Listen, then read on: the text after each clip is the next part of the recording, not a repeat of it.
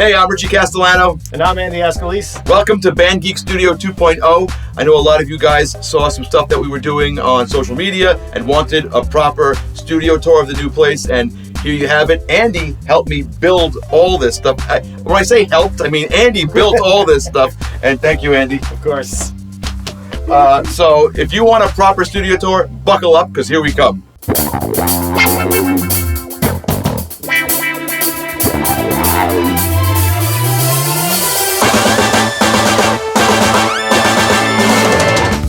When I moved into this house, I didn't really see one room that was screaming studio to me. So then we discussed this and we deliberated a lot, and we decided that the studio doesn't need to be one room. The whole house could be the studio. So we separated things into different rooms. This is the main room. This is kind of like Studio A. This is where I do all my mixing, tracking. We're going to do Band Geek videos here. Actually, hey, there's a Band Geek right there. But this is the main work area, and when we first started talking about putting things in here, I realized that the room was kind of problematic. Now, I never really was a big acoustic treatment guy. I guess the old place I was in didn't really need it, but this room needed it, had a few problems. So we reached out to Steve Cerra, who is Blue Oyster Cult's front of house sound engineer and tour manager. He also writes for Mix Magazine, and he drew up an acoustic plan for us and gave us the plans to build these awesome panels, which Andy built. So why don't you tell them what they are? Yeah, so we put up 7 2x4 acoustic panels, and they're filled with rock wool insulation, and they're covered in a beautiful red burlap that Rucci picked out. So one cool thing we did here for the acoustic panels, something I was kind of insistent on and it was a pain, but we did it, is we have this cool like smart LED backlighting on it, and Brandi came up with an ingenious method of doing that with basically tying this LED strip around 4 screws. Everything in this room is smart LED lit, and it's so funny because you spend hours setting it up and then you go, leave it on blue. There's also a ceiling cloud built in a similar way. I never knew what these did, to be honest. I always saw them in the studio. I thought they were like decorative art pieces, but actually that killed all the weird fluttery reflections we had in the ceiling. There's also a bass trap in the corner, Oralex, store-bought, and we put these blackout curtains on either side, because one side goes to the backyard and the other side goes to the rest of my house, and the hallways. And not only does that make it look better for the video, it also kills all those reflections. So I don't know what it sounds like on the video, but in here it sounds pretty dead. The thing I like the most in this room is probably this desk. When we were talking about building this room, I showed Andy a bunch of different pictures and links, and everything was ridiculously expensive, and he jokingly, I think, said, I could build that. And I was like, can you? And he was like, yeah, I can build that. And he kept saying it. I'm like, you keep saying this. I was like, can you build it? And then one day he's like, okay, it's done. That's not how it worked. He actually, we went to the old place and he measured me. Yeah. Like he said, where do you sit? Where do you like the speakers? And he measured all the stuff. He wrote it down, and then like 2 months later, I had a desk. So Andy, take it over. What'd you do? Yeah, like we said, we were going back and forth with a couple of pictures of showing me what you wanted in the desk, and you wanted a place to put the control surface. Yeah. You wanted a shelf that's not too high that you could put the speakers, and you didn't want anything else. You didn't want any rack rails or anything. You wanted it very sleek, and you sent me a picture of a desk, and I said this design is actually very simple to build because it didn't have any custom-made metal legs that are welded, and it was a very simple, just like plywood design. And what's it made of? So I made this out of 3/4 inch plywood with a red oak veneer, and put some Formica on it, and did some edging, a couple of dados, and some screws and glue, and put it all together. And that's about it. You're all by yourself, right? You didn't have any help? Yeah, I did it all. I wrapped this leatherette here. Who painted everything? Oh yeah. Who stained everything? Yes, and Brandi definitely stained and sanded and painted. That's why I made it sound so easy. This was probably the easiest thing to do, but this is the thing I'm most impressed by. It's like... And a little look at that tray there. Yes. Yeah, so this was pretty fantastic. And then it's totally custom for me. Another important thing about this desk was I wanted 2 people to be able to sit behind it. My old desk was like a 1-person desk, and when I was working on all of those BOC live DVDs with our manager, Steve Schenk, we were really cramped, and I always thinking, okay, as soon as I get a new place, I'm going to make it possible for 2 people to sit behind this as like a double workstation. So that's why I didn't want to put any racks on the floor or anything. I wanted this to be as minimal as possible. Now, of course, there's tons of crap on it, but it's still, in my book, that's minimal. You know, I think this is minimalist. These Avid Artist Mix control surfaces, they're something I really got into over the last couple of years. When they came out, I really wanted them so bad, but the price point was ridiculous. Now that the Avid S series is out, these got cheap. So I was able to get these for like under $600. And every time I would see a deal on one used, I'd buy it. And we basically built the whole desk around these. I got into using a control surface when we were making the Blue Oyster Cult album, The Symbol Remains. We were at Mercy College Studios, and they had a control surface, and I never really used one. And then I realized that, oh my God, I'm so much faster on this. Like, I was able to fly through everything, get whatever I wanted. I don't use it as much for mixing. I really use it mostly for tracking. Just, vocal 1, vocal 2, vocal 3, like, especially when you're layering background vocals or doing multiple takes of things, it's great to have. Or if you want to quickly balance things, you get a quick mix up, it just saves, over the course of a whole session, you save probably, an hour of just futzing with the mouse. Basically, every knob and fader and button is one less mouse move you Right. have to use. Right, so this is really the centerpiece of the desk. For speakers, I'm using all Genelec in here. I got a 5.1 set of the Genelec 8010As with the 7040 subwoofer, and I used that on the Blue Oyster Cult Blu-rays I mixed recently, and I liked them so much I decided to get the bigger ones to do my stereo mixing. So these stereo speakers are the Genelec 8030Cs. I have all of these going through this Drummer MC 7.1. This is something I wish I bought years ago.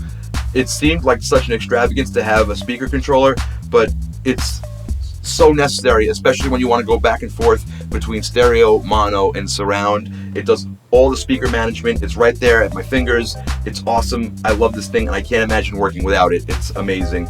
Right next to that, I have my Roland SP404 sampler. This is a piece of gear that I never thought I would need, being like a rock person. Not an electronic musician, but I've used this so much. It's like a secret weapon.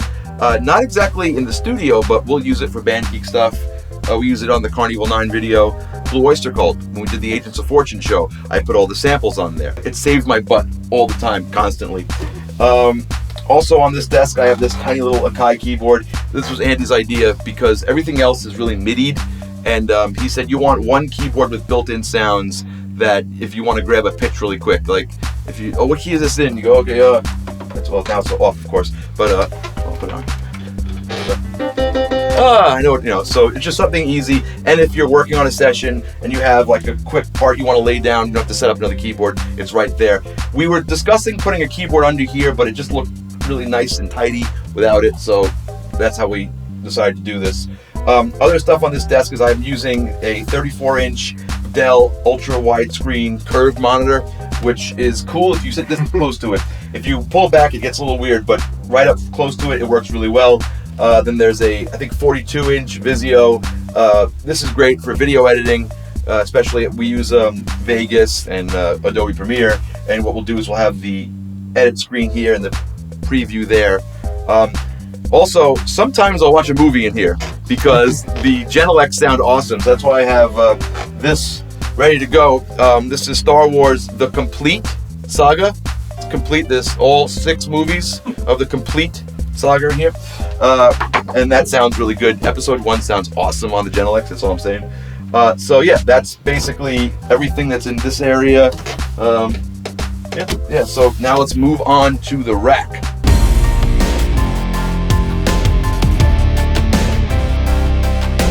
The first thing we started with in this room is this gorgeous rack that Andy built. And Andy, why don't you talk about how you did that?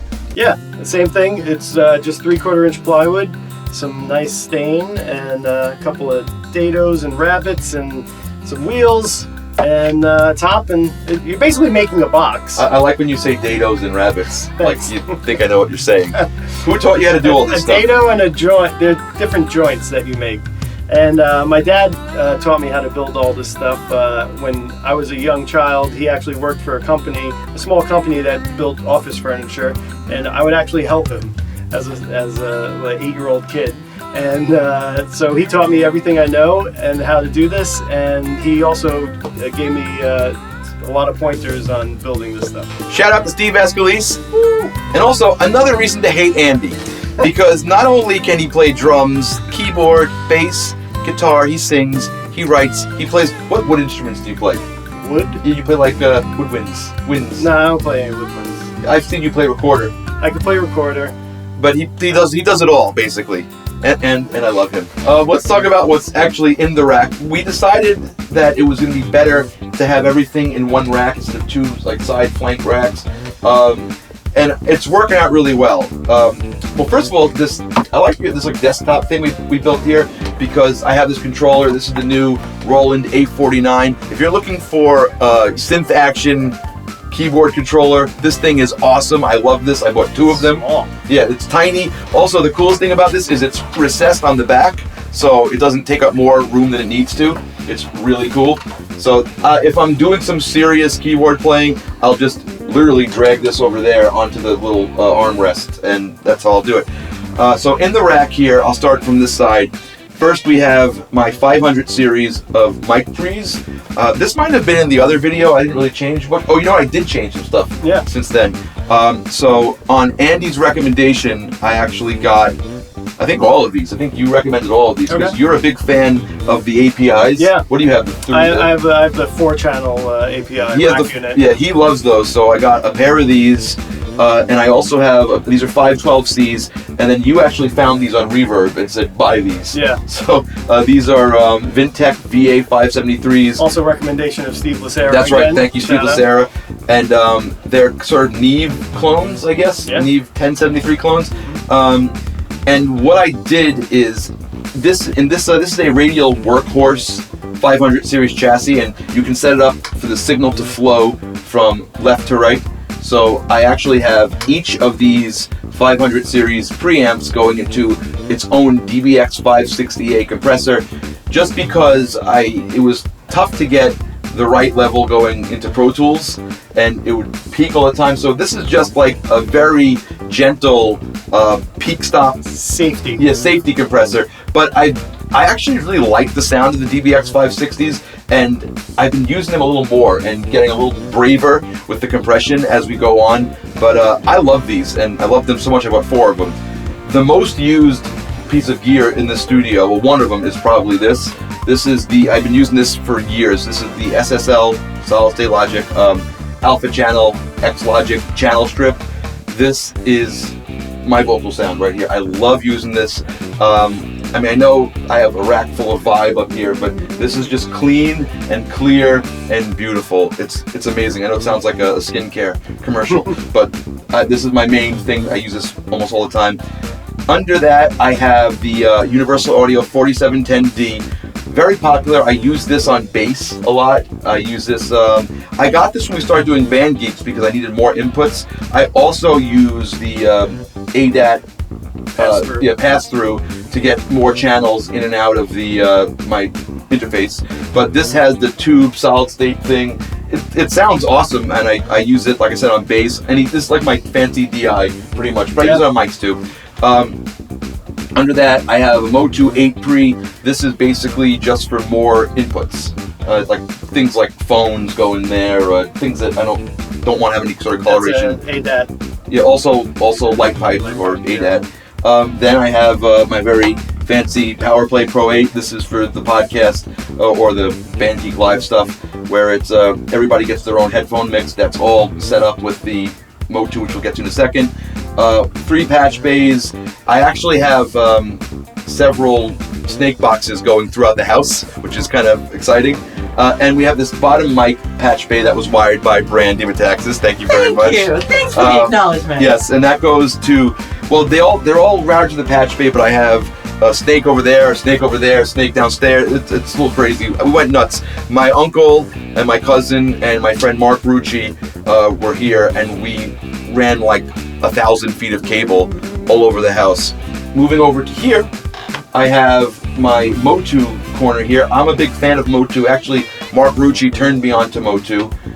And Motu has been a huge problem solver for the Band Geek stuff. The heart of the system is the 1248, and we do everything on that. Everything goes through there. We have all of our headphone mixes being handled by that. We use the app, and everybody can get their own mix on their phone or on the iPad, whatever tablet you're using. It's amazing, and it makes what we do possible. It also makes the live stream possible, and we'll get to that in a bit. But I have, that's 1248. We have the ultralight AVB. This is actually just controlling the surround sound outputs with Pro Tools. I have a Motu Microlight for MIDI. Guitar stuff, it's 99% Helix. This is a Line 6 Helix rack. I've been using these for years. All my guitar sounds come from this. I can't say enough good things about it. I love it. It's amazing. I use one on the road. I use one for the stream. And yeah, I just, that's mostly my guitar sound. I have amps, they're great, but this is just faster and easier. I've never had anybody complain. You know, even when I do guest solos or someone calls me to put a guitar track on something, you know, they never go, oh, can you use a real amp instead? Everybody likes the quality of what they're getting. So shout out to Line 6 for making awesome stuff. Going into that, I have this IK Multimedia Z-Tone DI, which is something I got sent for a video review, and I ended up really liking it. So my guitar always goes into the Z-Tone DI, and it's going to its own input on the interface. So when I record a guitar, I always record a DI track, and I always record the Helix. So there's that. This is a DBX 163. I think that's inserted into the SSL, but I don't really use it. I used to use it a lot in the stream, and that's a great compressor, but it's kind of just sitting there right now. Under that, I have this Vht Valvulator Gp3. This is my first good amp that I ever bought. I was obsessed with this thing. It took me years to get it. This is an amazing piece of gear. It's a 3-channel tube preamp, totally MIDI programmable. Sounds awesome. I used to pair it up with the, which you have one too, the Vht 252 power amp and the Vht cabinet. Unbelievable sound, but I don't want to have that all set up anymore. So what I ended up doing is I got one of these 2-notes torpedo cab pedals, and I actually mic'd up the amp with the 252 power amp and the Vht Eminence cabinet, and I mic'd it up and I made my own impulse response. So that sound of that power amp, cabinet combination is stored in here into this 2-notes box. These are some cool pedals I have, and sometimes I swap them in and out. Right now I have the JHS Andy Timmons pedal, which is my favorite distortion pedal ever. That's going into a loop on the Helix. Here's a TC John Petrucci chorus pedal, also going into the Helix, and I have a JHS Bonsai on order, not shown. But yeah, I love having the little pull-out drawer there. That's really nifty. For the computer, it's time to start a flame war in the comments. I use Windows PC. This is a Dell Xeon equipped computer. It's amazing. I love it. It's never given me any problems. It's super powerful. I also have an NVIDIA RTX 3090 in there, which is a hot shit gaming graphics card. Huge thank you to NVIDIA for hooking that up. And you might be asking, why does a recording studio need to have that kind of card? Well, we don't. I'm kidding. No. For the amount of video stuff I do in here, this makes video rendering go lightning fast. It's ridiculous. It speeds up the workflow. It's awesome. I can't say enough great things about NVIDIA. And also this Dell computer, which is fantastic. It has the swappable drive bays. You can put different solid-state drives in there. It's very cool. Over here on the floor, I just have a couple of controllers. This is the Helix control pedal for the Helix. I have a little expression pedal for that. And I have this MIDI buddy, and that controls the VHT. And then, on top I have a bunch of hard drives and stuff like that. Oh, hi. We're still doing the video. Okay, let me get up from this lovely IKEA couch and show you what's on this wall. So here, these are the rear Gentle X I was telling you about before. These are the rear surrounds. And first, I got a bunch of Roland stuff on this wall. I love Roland, big Roland fan, have been for a long time. This is the Hansonic 10 percussion controller. We bought this so Jared would have something to do in the videos, so people would stop saying, why is that guy just sitting on the couch? Well, now he's playing something. But no, actually I really like this. I think, Andy, we did like a gig with this once, right? This is a really cool thing.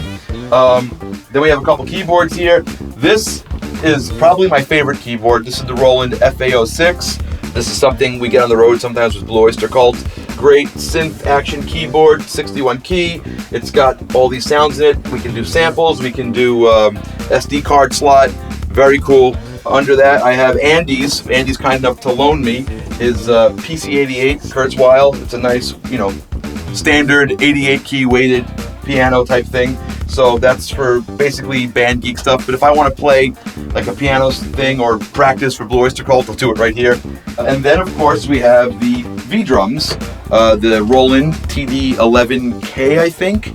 A lot of people ask us why. It's just easier, it's faster to do it this way, there's less bleed, but we might have some expansion opportunities in the future. Is that right, Andy? Yeah. So we might be able to have real drums soon. But right now we're doing that. We have Andy's hardware. What do you got here? Tama pedals?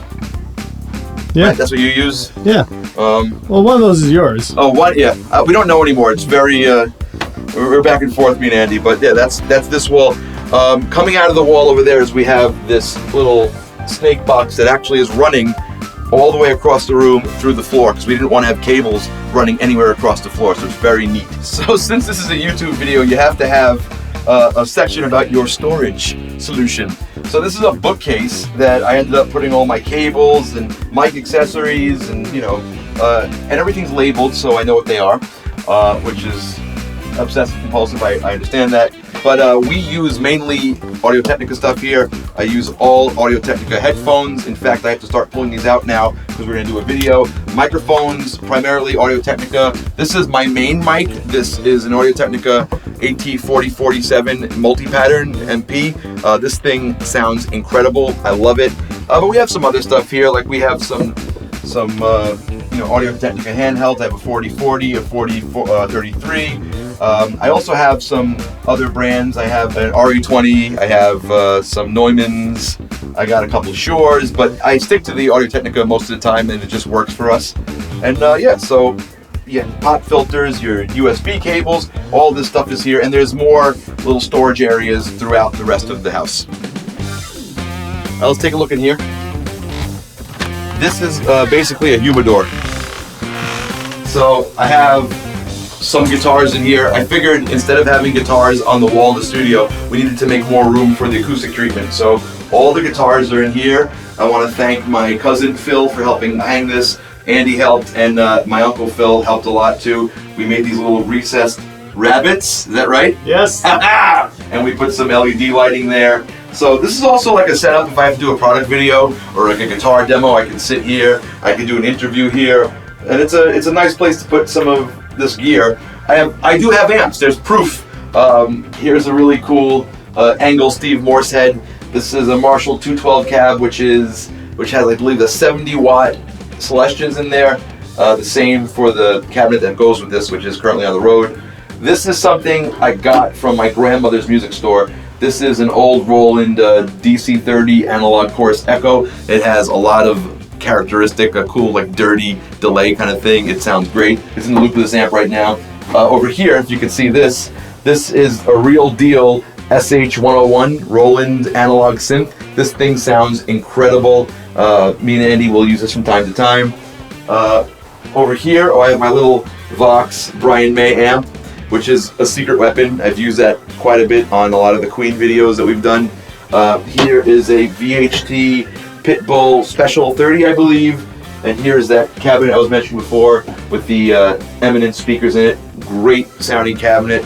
I got some pedals here, some more storage, and this humidifier, which basically makes sure it doesn't drop below 50% in here because you want to keep the guitars nice. And I'm on the East Coast, and when it gets cold, it gets dry, and that will destroy your guitars. All right, we're in the upstairs of my house, and we're going to go into the second bedroom here, which is actually my live stream studio. Okay, so you might be wondering why put this in a separate room. The reason is In the old studio, all of this stuff was just all over the place, and it made working kind of a pain because every time I wanted to do a different project, you would totally put away all the live stream stuff, and then when the next live stream came along, you had to put it all together again. And I figured I don't need the extra bedroom, so I might as well turn it into a studio here. So before I start and give you what's going on in this room, big thank you to Andy Ascolese again, who's holding the camera right now, and my uncle Phil, my cousin Phil, and Mark Rucci for really helping me set this room up. Mark did a lot of work in here. Andy did all the lighting. So let me tell you what's going on. At the heart of this room, I have a PC. This is actually my old PC from before I got the Dell. This is an Auto Exec computer, which is a local brand. And I put a NVIDIA Quadro in there, and it basically supercharged it, swapped out all of the spinning drives with solid state drives, and it is working great. I have, going into this, I have 4 of the Logitech C920 cameras, and they're all around the room. And again, I'm using a Motu ultralight AVB. The cool thing about the AVB is we actually have an AVB network in this house. So when I turn this on, it pops up downstairs. So I can actually have the 2 studios communicate to each other and pass audio back and forth through an Ethernet cable, which is awesome. Before I mentioned the Roland A49, I like them so much I bought 2 of them. I have another one here. This is for MIDI control. I actually program all the lights and cameras from this keyboard, so big fan of this one. One of the cool things in this room is I have a separate lighting computer, if you want to show that. This is one of these little micro PCs that you can get on Amazon, and I have this little touchscreen here which controls all the lights, and that is communicating with the main computer through MIDI. And Pro Tools is like the hub up here. Pro Tools is talking to the lighting, it's talking to OBS, which I'm using on this screen here. This is the touch screen. This is where I do all my OBS stuff. This is where I do all of my scripts when I want to, put on a new song. I have a stream deck here so I can do all my little fun live stream gags. Again, I have Audio-Technica mics up here. This is the AE3000. Screen back here. So yeah, the Pro Tools computer talks to everything via MIDI. It talks to the lights, it talks to OBS, to the camera switches. It talks to, down here I have another Helix, Line 6 Helix rack for my guitar effects. This is 100% what you hear in the live streams. I also have an HX effects here, which I'm using for my vocal effects. I had another effects processor up here and it died and I didn't have time to replace it. So I had one of these HX effects. I grabbed it, I set it up for vocal, delay and reverb, and it works great. So I'm using an HX effects in sort of a non-conventional way. This is my smoke machine here. It's not a smoke machine, it's a humidifier, but it looks like a smoke machine on camera, which is awesome. I do that just to keep the guitars properly humidified. And in this studio up here, I have a cool layout here. These are Dynaudio BM5As, which were my old speakers, and they work great in this room. And I have this kind of fun rotated dual screen setup. I read the chat on that screen. That screen's for Pro Tools. That's my friend Ernie, great guitar player, one of my teachers, and it reminds me not to play ahead of the beat and get too excited in the live stream, which I'm prone to. Back here for the live stream, I have a Line 6 Power Cab 112 Plus. This thing sounds amazing. If you are a guitar player who uses modelers, this will make your modeler feel real, and it sounds great. So I use this on every show. I got a fun rack of guitars over here. These are the ones I generally use on the show. This is my newest addition to the studio. This is actually the Bose L1 Pro. This is a mini PA system, an all-in-one PA. Bose was kind enough to send me this for my Band Geek stuff and my live stream stuff. This thing sounds incredible. You can run it off an app. Look how light it is. I'm carrying a PA system in one hand right now. You have 3 channels. There's reverb, there's EQ. You can control it via Bluetooth through the app if you don't want to go behind it. This thing is plenty loud. I even keep it behind the mic and it doesn't feed back. So not only is it great here, the entire PA in this room, it also, you can use it if you're like a solo musician and you're doing a gig. You can just bring this one thing and that'll be your PA for the whole gig. So Bose L1 Pro, highly recommended, very cool. I got my page turner down here. I got my TC vocal pedal down here to give me a little shine, a little nicey nice on the vocals. On the floor I also have this Line 6 Helix control pedal, and that's basically just to tune, you know, while I'm playing, or if I have to go, oh crap, I really need to put more gain on or whatever while I'm playing, to do that. I got my little expression pedal here. Oh, who left this here? That's my friend Ricky Ricotta. He has he comes in every once in a while. Sometimes he leaves his clothes here, and he's a very well-established lounge type singer. I don't think he's very talented, but don't tell him I said that. Yeah, so that's this room, and you can see me on most Sundays at 2 p.m. Eastern doing my live stream here, and I have a blast with it. So I hope you enjoyed our studio tour. I'm very excited about it. I can't wait to do some Band Geek stuff. In fact, we're doing a new video tonight after this video. It's going to be really cool. So thank you guys for watching. Thank you for requesting this. This was a lot of fun to do. I want to thank Andy Ascolese for being here. My pleasure. Andy Ascolese for doing all the work. I want to thank Andy's lovely wife, Brandi Metaxas, for wiring up the patch bay, for being behind the camera today and filming this video, and for generally being awesome. Also, big thanks to Mark Rucci, my cousin Phil Castellano, my uncle Phil Castellano, and thank you guys so much for watching. We'll see you next time.